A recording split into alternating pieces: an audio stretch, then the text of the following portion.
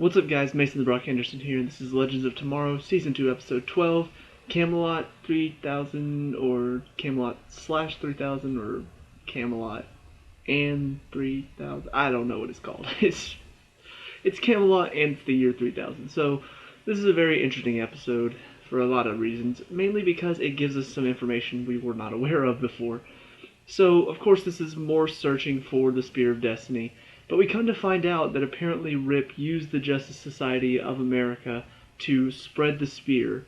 So I'm wondering when this happened, because it feels like from what happened on the Wave Rider when they were about to be blown up and everything that we saw there, it doesn't seem like he had time to go do this beforehand, splitting up the spear.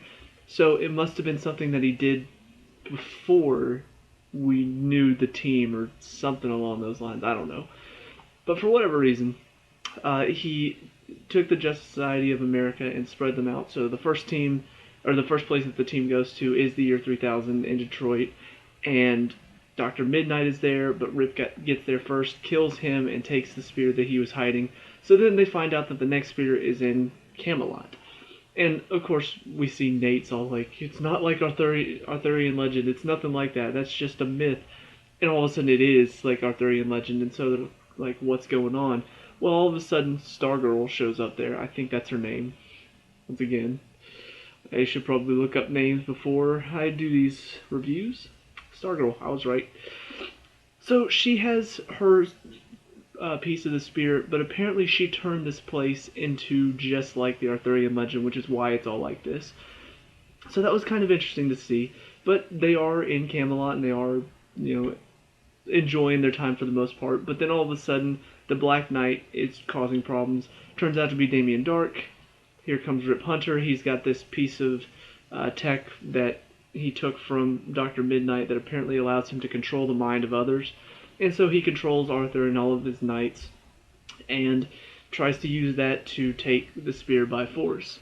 So we see, several little things going on, a couple side stories going on, but overall, they stop Dark and Rip Hunter. They get the spear, the piece of the spear, and then they capture Rip Hunter and bring him on board the ship. So, first I'm going to talk about the little side stories going on, because it always feels like in every episode there's some just little side stories that sometimes build character, sometimes are just there for a joke.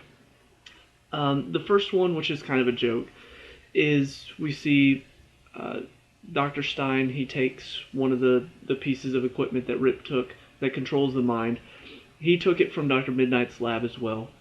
And so he's trying to figure out what to do with it, and it ends up being like, I wondered if they're going to do something along the lines of, oh, he's thinking like a thief, like is he, changing a little bit, but it turns out to just be, like I said, a joke, where in the end it turns out to be Mick's mind that is controlling everybody else's, because his is so much more powerful than Stein's, and so it's a question of, well, is it because of the smarts, or is it because of the intensity of the mind? Like, what is it? So it kind of just played off as a joke. The other side stories were a little bit more character development wise. We see Amaya and Nate. They're kind of enduring their own little relationship problems where they don't seem to agree. He's much more emotional than she is. She's not really getting attached that much, and I don't know.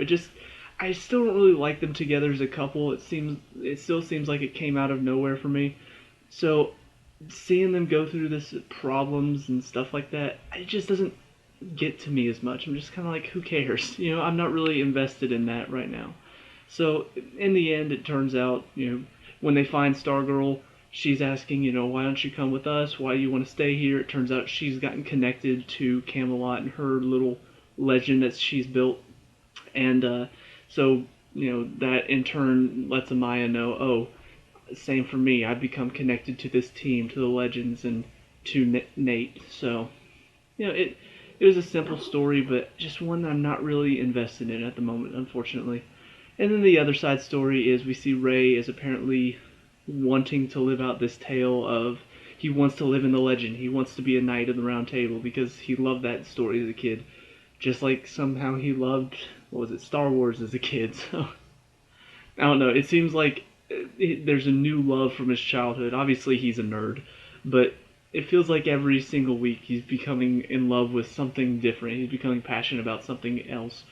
But in this one, we see Nate opens the legend book from the Arthurian legend and sees a picture of Ray, and he's dead, and it's his funeral. And so he's freaking out about that. So they go back and help him, end up saving him by stopping the knights that were attacking Camelot. But then he decides to go after Damien Dark. He fights Dark for a little bit, seems to have beaten him, and then Dark takes out a laser gun, shoots him, but he was wearing his armor, so all in all, nothing really happened there. Just, it kind of felt like maybe something would happen, maybe there would be another death, and then they would save his life again using the ship.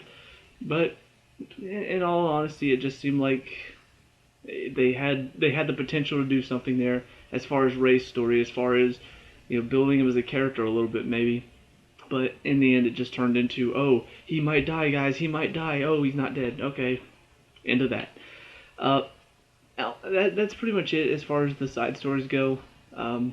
There was another moment where, of course, for some reason, in every single one of these places, if there's a beautiful woman that's in charge, she turns out to be a lesbian that loves Sarah, and by the end they're gonna make out because I don't know, they think that's important. I guess I don't know.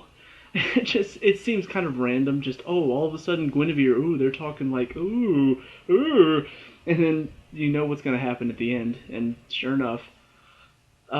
But that's about it for the side stories. On to the main story for this one. I mean, I pretty much went through all of it, but there are a few things that sort of stood out for me. One in particular is Damien Dark and Rip Hunter working together in this episode. We didn't really see Rip working with the Legion as far as, I guess communicating with them. We saw him talking to Eobard a little bit at the beginning of the last episode, but we didn't really see him interacting with them that much. So seeing him have to interact with Damien in this one is kind of interesting. You see once again I guess the friction that comes from being around each other. They really don't get along as a team because they all kind of hate each other, even though they're working together. And so we see a little bit of that where Rip is he has a plan of what he wants to do, and Damien's just like, why don't you just do it my way? And Rip is just like, no. And he says, don't forget, I don't take orders from you. And so you see the friction and the tension being built there, but I don't really know if that's actually going to go anywhere or if this is just something for the moment, seeing them argue.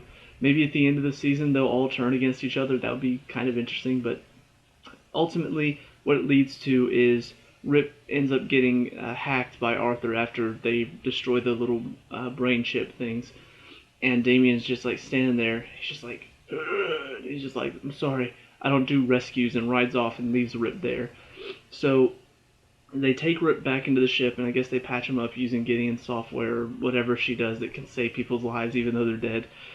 But then we see at the end, Jax goes into the room with Rip and kind of, gives him that talking to that he's wanted to get off his chest for so long. Like, if you hurt anybody on the team, I will put an end to you. And so he leaves, and then Rip all of a sudden just kind of looks up and says, Gideon. Yes, Captain Hunter. I'm just like, oh, great.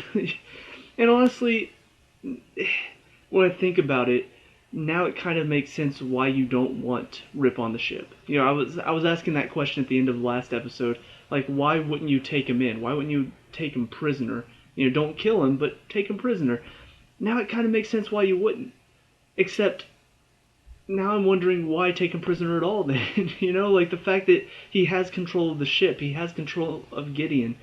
Yeah, that's a reason not to have him on the ship. So why is he on the ship now? Why, I don't know, why not close his mouth or reprogram Gideon so she doesn't answer to him or something like that? I mean, it feels like Jax would know how to do that. He's studied the ship long enough. You'd think he'd know how to reprogram Gideon to keep it to where she doesn't answer to Captain Hunter or something like that. But as it stands, it's probably going to turn into the next episode. He's going to escape because he can, use Gideon to that effect.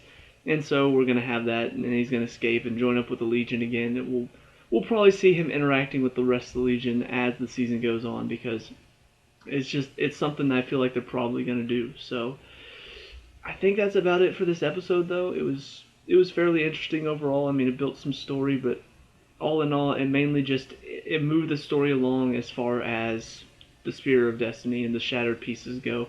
And then on top of that, now they've captured Rip. So the rest of the side stories, though, as far as character building, only one of them really did anything with characters, and it was the Amaya and Nate storyline. And that one just doesn't interest me. So I didn't really get invested in side stories. The main story was pretty good. It was good story building, good progression of the story. So hopefully we can continue on from here and just it'll keep rolling. The story will keep going, and I hope it gets better, and I hope it continues to get better because we're kind of in a little bit of a lull right now. Obviously, after bringing Rip Hunter back into the show, you'd expect it to get even better than the first half of the season was. But the truth is, it kind of dropped off as far as, I guess, the intensity or the overall feel of the show has kind of felt like it's slowed down a little bit. So I don't know why. Maybe it's just me. Maybe I'm the only one that's feeling that. But right now, I'm looking forward to see what they're going to do next and if they're going to do anything interesting in the next few episodes. So that's about it for this one. So let me know what you guys think down in the comment section below. What did you like and dislike about this episode? Let me know. We can talk about and discuss all that good stuff. Leave a like and subscribe to future Legends of Tomorrow, and I'll see you at the next one. Peace out.